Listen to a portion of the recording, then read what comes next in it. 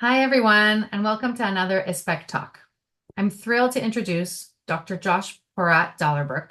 I always probably mispronounce your last name, and I'm sorry. You got it right this time. You're Oh, good. amazing. Okay, great. Assistant professor in the Acute and Tertiary Care Department at the University of Pittsburgh School of Nursing, a registered nurse and a health services researcher whose work is shaping how advanced practice nursing roles are integrated into complex health systems. Prior to his faculty appointment at Pitt, he was a Fulbright Scholar with ISPEC in Israel. His research has pioneered the conceptual and practical frameworks for what we call integration of nurse practitioners into health systems. For example, his work includes a consensus-based taxonomy of factors affecting nurse practitioner integration spanning national, organizational, and care team levels. What makes his contribution especially relevant to us is the way he bridges implementation science, workforce policy, and real-world health systems, which aligns so well with our mission at ISPEC. Over the next 15 minutes, we'll explore what integration really means, the lessons his research holds for healthcare, and how we can push from evidence to action in health systems. Josh, thanks so much for joining us. Yeah, happy to be here. Thanks for inviting me. Oh, my pleasure. Let's dive right in. So, for those less familiar, when we say integration, which we are just said now even two, three times within the introduction, what does that mean? Integrating nurse practitioners, what does that mean? Yeah, so the formal definition of integration is the incorporation of nurse practitioners into a health system to the extent that they can practice to the full extent of their education and scope of practice. Ideally, when you have any intervention that's fully implemented or here integrated, you end up getting better patient outcomes, so better care outcomes. For instance, if we're talking about nurse practitioners in primary care settings, perhaps their patients will be less likely to use the emergency department, have costly hospitalizations if they're able to really provide care to the fullest extent of their license. The one thing that I always like to frame with integration is that it's really an implementation science issue at the end of the day. And I'll admit, when I was first starting to explore this area, when I was doing my PhD, I didn't think implementation science at the time. And actually, Moriah, you had told me like, "Hey, Josh, you need to look at this from an implementation science perspective," because a lot of times when we're thinking IS, we're thinking we have an intervention with, evidence that's going to be within a specific unit. So maybe we're talking, oftentimes it will be a hand washing intervention, education intervention, some smaller scale interventions. Now I think about nurse practitioners as that evidence-based intervention. It's a little bit different to think about IS at that workforce level, but we have evidence showing that nurse practitioners can improve care. We need to understand how we can implement, or as we refer to, really integrate them into the health system at all levels. We're talking within, the system as a whole, organizations, et cetera, so that we can really reap their full benefits. Okay. So, in a lot of your papers and your seminal model that you built, you talk about nurse practitioner integration happening across multiple levels within the system, right? At the macro level, the policy level, the organizational level, the practice level. So, from an implementation science lens, how can we better align those levels so that change actually sticks? So when I think about these levels, I'll start off by saying, as you mentioned, we call it the macro, meso, micro. Like we do in a lot of IS frameworks. So macro, we're talking about that national, sometimes regional level. Organizational would be a larger, hospital, health system, even an HMO, depending on your system. And then when we speak about micro, we're talking about the care team. So it can be a unit, it can be a clinic, policies at all three of these levels. And when we think about aligning them, I think about the famous trickle down quote that we're really talking about policy trickling down from macro to micro. So meaning that if we're going to align policies, we really need to focus first on these macro level policies within a health system. So we're talking scope of practice laws. We're talking about policies that will either fund or subsidize or attract nurses to be educated at that advanced practice level. If we have these policies in place, it trickles down then to the meso and micro levels. So at that point, we have hospitals that now say, hey, we can get our NPs in here, and we have clear guidelines legally from the scope of practice, what we can do. So now we're going to create our own organizational guidelines of how NPs can function across the entire hospital, the entire health system. And then from there, we go down to that micro level. So if it's clear to the care teams what the NP's role is going to be, now we have the specific members of the team, so physicians, bedside nurses, other healthcare professionals, who then know how to work with NPs as well. So we're talking about aligning. I would again, just to summarize, want to trickle down, emphasize the trickle down aspect of it.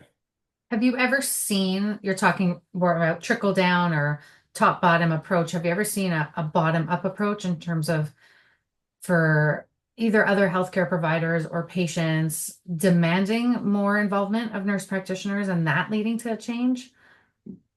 Uh, when I think about the bottom-up approach, I think about kind of some case studies that have been out about, specific units or nurse practitioners who are trained actually opening up their own clinics and starting that way. The evidence shows it's very difficult to work from the bottom up to get policy changed at that point, the macro level. At the end of the day, we're talking about legal frameworks for scope of practice. We are talking about in most countries across the world at this point, we have large health systems that need to provide policies and give guidance. So, nowadays we do have some examples of where it worked, just having nurse practitioners at that micro level, but very rarely can we see it reverse. And then what it leads to, which is one of my big sticking points in our articles that we've written together, is this idea of ad hoc integration, which is that we start to have nurse practitioners on that bottom level, and then we need to go backwards and start to create the macro level policies in retrospect at that point. And we know it's a waste of resources. It's not efficient. So again, really, if we're looking at what's efficient, we do need to go in this case top up, macro to micro. So it's almost as if these, developmental stages need to happen linearly. And if a stage is skipped, at some point they will need to go back and anyways make up that stage. And it may be messier almost at that point. Yes, absolutely. And when we think about the United States, we have such a long history of nurse practitioners here. But that also tells us from the history why we need to go macro to micro, is that when you start to have an initiative that is, we'll call it sparse, and there's not alignment necessarily, you have a lot of resource waste and efficiency and how long it took decades. And even till now, you have a lot of cases in the United States where nurse practitioners are having issues integrating. There's some research out that estimates that it's anywhere from one-third to two-thirds of settings for nurse practitioners where they're really not integrated, not practicing to their fullest extent and capabilities. So if we take these lessons from the US, we can apply it to other countries and learn and say, hey, let's go with the efficient route and use this linear macro to micro model instead. So, speaking about the US, so a lot of many lessons from your work is that context matters. What advice would you give to researchers or health leaders who are trying to adapt evidence to very, very different local contexts? And you can use nurse practitioners as a case study in general. What are those broader lessons? My takeaways is I would say mainly one, don't reinvent the wheel, meaning a lot of times there's going to be independent research. I mentioned, case studies, for example, maybe single hospital studies, for example. When conducting research, you want to and getting into implementation science, you want to take existing models and frameworks. And to put a little plug in, we've published one, the nurse practitioner integration model, where you can use that to design your studies. There's a lot of times difficulty understanding, okay, I want to conduct my single site research, my specific context research, and I'm going to build this from the ground up. But you have models that tell you what to do, so it's going to create your more efficient research for yourself as a researcher. But second, the larger takeaway is that we need to use consistent models when we're studying nurse practitioner integration so that eventually, and hopefully we can work on this, we can do a review of all the studies that have been published using a single model so we can better inform the rest of the world at that point. And, it becomes so fragmented, the research, and that's part of at least what I think was innovative about our work is that, really we didn't reinvent the wheel. We took the existing evidence and synthesized it into a single model for others to use. And, I don't think anyone else should have to go through that work also. We have that model, you can use it Hi, it was so and, fun. oh, it was fun, but it's the publication process is Yeah. little draining.